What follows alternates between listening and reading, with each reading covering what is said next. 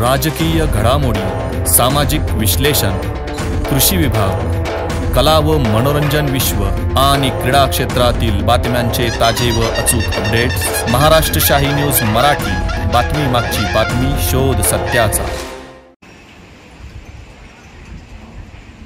नमस्कार, मी समाजसेवक अनंत माधुगाणे आणि माझ्या समवेत असलेले कृषी विभाग समिती बाजार समितीचे डायरेक्टर तुकाराम खाडे, बुळे साहेब, रोंगटे साहेब, रामदास पिचड साहेब, गोगा बुळे साहेब, सोमनाथ रोंगटे साहेब, रामदास देशमुख साहेब, अशोक इदे साहेब, रघुनाथ खाडे साहेब, एकनाथ खाडे साहेब, दिलीप खाडे साहेब, प्रकाश खाडे साहेब, बापू खाडे साहेब, सकृ आंबवणे, राजू इदे, प्रकाश खाडे, काळू खाडे, पोपडी इदे, शरद इदे, गोपाळ खाडे, कैलास बुळे, भास्कर खाडे, लालू इदे असे सर्व टपरीधारक यांच्या गेल्या 2 दिवसापासून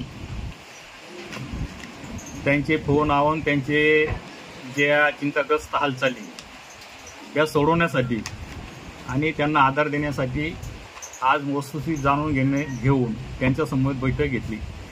या बैठकीमध्ये माननीय जोरेकर साहेब, पाटबंधारे विभाग अकोले व माननीय भांगरे साहेब,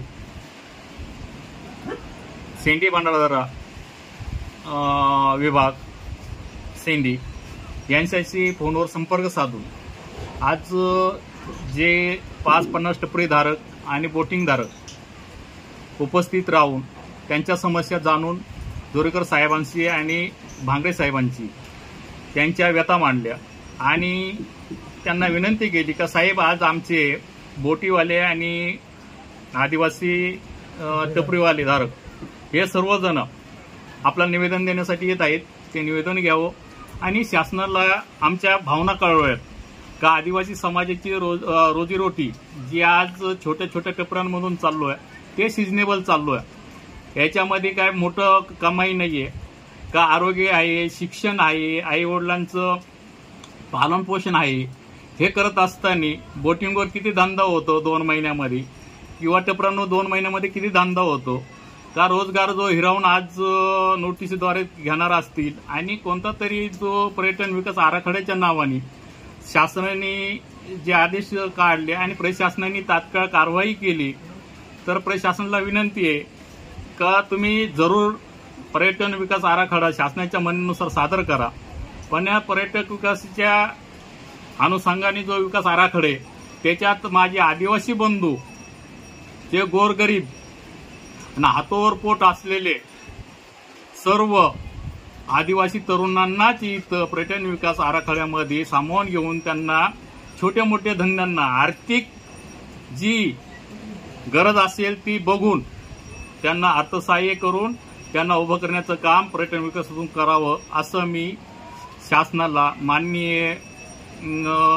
पालकमंत्री राधाकृष्ण विखे साहेब यांना विनंती करतो का विखे साहेब, तुम्ही आमच्या आदिवासींच्या नेहमी संपर्क राहून प्रत्यक्ष इथं वृक्षारोपण करताना जे बघितलं का कुठंतरी आमचा देशावर जाऊन माणूस रोजगाराने काम करतो आणि आज कुठं त्याचे 4 महिने किंवा 2 महिने कमवायचे दिवस आले आणि तात्काळ प्रशासनाने कारवाई केली तुमच्या आदेशानुसार, ती तात्काळ कारवाई थांबवावी। आमची सर्वात महत्त्वाची मागणी का 7 तारखेपर्यंत जे टपऱ्या काढण्यासाठी जी नोटीस बजावली ती तात्काळ मागे घ्यावी। दुसरी मागणी अशी आमची आहे का जो आराखडा तयार होईल विकास आराखडा त्यामध्ये सर्व आदिवासी बेरोजगार तरुणच राहतील।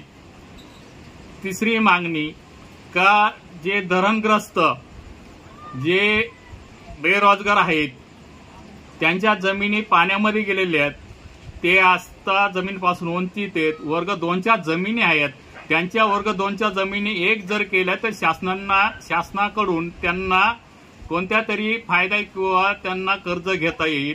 आज या लाभार्थ्यांना टपरीधारक असतील, बोटिंगवाले माझे आदिवासी बांधव असतील, त्यांना कोणत्याही प्रकारचं कर्ज लोन घेता येत नाही। वर्ग 2च्या जमिनी असल्यामुळे कोणताही पीक विमा मिळत नाही। इकडं वस्तुस्थिती जाणून पालकमंत्री राधाकृष्ण विखे पाटील साहेब, तुम्ही वस्तुस्थिती जाणून तात्काळ प्रशासनाला आदेश करा का ह्या नोटिसी मागे घ्या आणि नोटिसी मागे घेऊन कायमस्वरूपी व्यवसायासाठी त्यांना पुनर्वसन करा, कायमस्वरूपी त्यांना इथं व्यवसाय करण्याची परवानगी द्या का इथून पुढे त्यांना अशा नोटिसा बजावल्या जाणार नाही शासनाकडून। आमची शेवटची मागणी अशी आहे का व्यवसाय करत असताना कोणी जरी आरोप करत असतील किंवा राजकीय द्वेषापोटी जरी आरोप करत असतील का बोटिंगमध्ये सिक्युरिटी नाहीये व धरणावर सिक्युरिटी नाहीये, तर आमचे आदिवासी कष्टकरू बांधव, बेरोजगार तरुण आणि सर्व समाज हे धरण जसं तयार झालंय हे राखण्याचं काम आमचेच आदिवासी बांधव करतायत, आमचेच तरुण वर्ग करतायत आणि त्याचा उपभोग वेगळा केला जातो का यांच्यापासून धोका आहे। जर आमच्यापासून धोका असता तर इंग्रजी काळापासून झालेलं धरण कधीच फुटलं असतं। इथं कोणतीही मनुष्यहानी होत नाही, प्रत्येकाला वाचवण्याचं काम, पर्यटकांना सेवा देण्याचं काम माझा आदिवासी बेरोजगार तरुण करत आहे। आज आमचे मुलं पदवीधर असून कुठेही काम नाही, त्यांना कुठेही कामाला कंपन्यांमध्ये सुद्धा घेतलं जात नाही, ही अशी आमची आदिवासी तरुणांची परिस्थिती झालेली आहे। आरोग्याची बिकट अवस्था, त्याच्यात आता तात्काळ नोटिसी, तरी टपरीधारकांच्या विचार करून, त्यांचा मानसिकतेचा विचार करून त्यांच्यावर चिंताग्रस्त होण्याची जी पाळी आली, मानसिक आरोग्य जे बिघडून राहिले त्यांचं, ते बघून शासनाने, पालकमंत्री साहेबांनी याचा तात्काळ विचार करून या नोटिसा मागे घ्याव्यात आणि यांना कायमस्वरूपी इथं धंद्यांसाठी परवानगी द्यावी, असे मी सर्व आदिवासी समाजाच्या वतीने इथं बसलेल्या माझ्या सर्व टपरीधारक, बोटिंगधारक यांच्या वतीने मी शासनाला विनंती करतो का आपण तात्काळ कारवाई मागे करावी। एज्युकेशन डिपार्टमेंट यांनी जे आम्हाला 28 तारखेला ज्या नोटिसी काढलेल्या आहेत, आमच्या रोजगारावरती जे प्रॉब्लेम आलेले आहे, आमच्या रोटी रोजचा जो प्रश्न आहे, यांनी नोटिसा देऊन तत्काळ आमचे जे बोटिंग असो, टपरी असो, या बंद करायला सांगितलेले आहेत। त्याच्यामुळं आमचं असं म्हणणं आहे शासनाला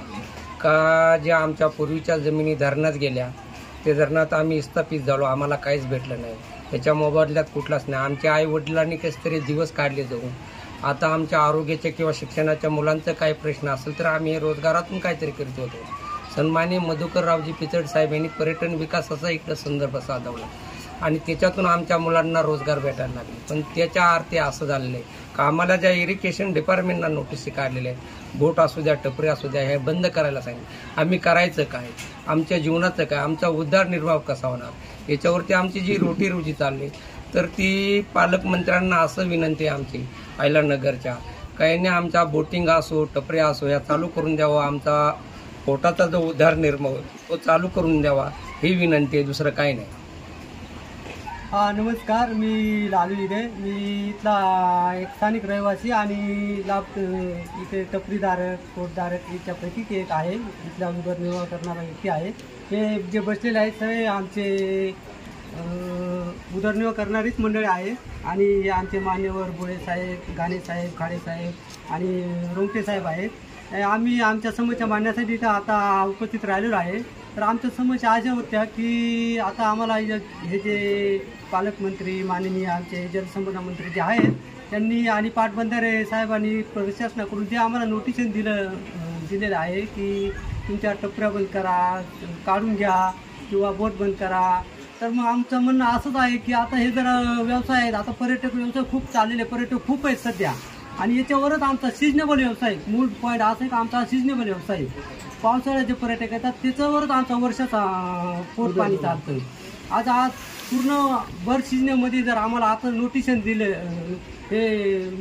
आहे की तुम्ही हे काढून घ्या, तर मग आम्ही कसं उदरनिर्वाह करायचा, आमचं भावी पिढीचं काय, आमचं तुम्ही फक्त काढून घ्या पण आम्हाला तुम्ही पर्याय मार्गच दिलेले नाही आहे। तर आमचं असं म्हणणं आहे की आम्हाला काहीतरी पर्याय मार्ग द्या, आम्हाला आमचे उदरनिर्वाहाला काहीतरी तुमच्या शासकीय पातळीवर काहीतरी व्यवसाय आम्हाला कोण उपलब्ध करून द्या। आणि आमच्या मागण्या अशा आहेत का आता आम्ही काय करायचं, तुम्ही एकदमच आम्हाला मुदत न देता, काहीच न देता नोटिसा बजावल्या तर मग आम्हाला पण काहीतरी कालावधी द्या आणि तुमच्या शासन पातळीवर आम्हाला हे द्या, जागा करून द्या किंवा पर्यायी मार्ग द्या. आमचं एवढंच म्हणणं आहे, आमची एवढीच विनंती आहे तुमच्याकडून.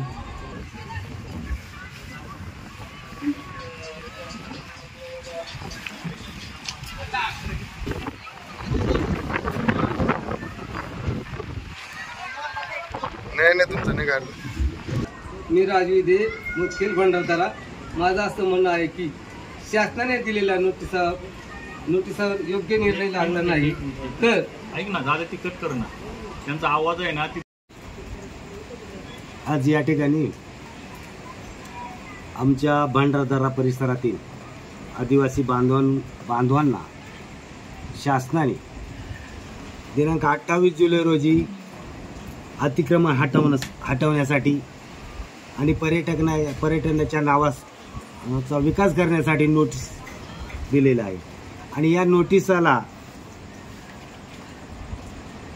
शासनाला विनंती करण्यासाठी आज या परिसरातील आमचे सर्व आदिवासी तरुण, आमचे समाजसेवक डॉक्टर आनंद घाणे साहेब,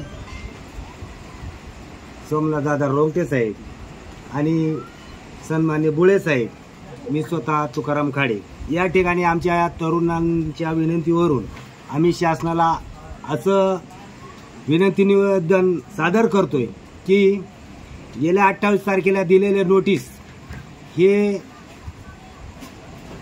अन्यायकारक आहे. कारण या ठिकाणी आमच्या आदिवासी तरुणांनी पक्के बांधकाम केलेले नाही आणि छोट्या टपऱ्या टाकून त्यांच्या कुटुंबाचा उदरनिर्वाह करतात. म्हणून जर पर्यटन विकासाच्या नावाखाली शासन काही वेगळा निर्णय घेत असेल तर ते आम्हाला अजिबात मान्य नाही. या ठिकाणी जर पर्यटन नुसता पर्यटनाच्या नावानं घोषणा, परंतु इथं जर आमचं तरुण बर्बाद होण्याचा जर शासन विचार करत असेल तर आम्ही आदिवासी समाज, आमचे आदिवासी तरुण अजिबात मान्य करणार नाही. म्हणून शासनाला मी विनंती करतो की जे 28 तारखेला नोटीस जारी केले ते तात्काळ मागे घ्या आणि आमच्या आदिवासी तरुणांना यापुढे इथं परत पर्यटन विकसित कसं होईल यासाठी पर्याय या करून किंवा त्यांना शासकीय योजनेतून कसं पर्यटन व्यवसाय जास्त वाढवता येईल याकडे शासनाने गांभीर्याने विचार करून आमच्या तरुणांना प्रोत्साहन द्यावं आणि या अतिक्रमणाबाबत जे दिलेलं नोटीस आहे ती तात्काळ कार्यवाही थांबवावी. जय आदिवासी, जय राघोजी. नमस्कार, मी राजू दे मुदखेल भंडारदरा. माझं असं म्हणणं आहे की मी शासनाने दिलेल्या नोटिसावर योग्य निर्णय लागला नाही तर आम्ही सर्व आदिवासी बांधव रस्त्यावर उतरू, आंदोलन करू, कुटुंबासह उपोषण करू असे सर्व मिळून शासनाला आवाहन करतो असे मी एक लाभार्थी म्हणून निवेदन करतो. जय आदिवासी. महाराष्ट्र शाही न्यूज मराठी, बातमी मागची बातमी, शोध सत्याचा.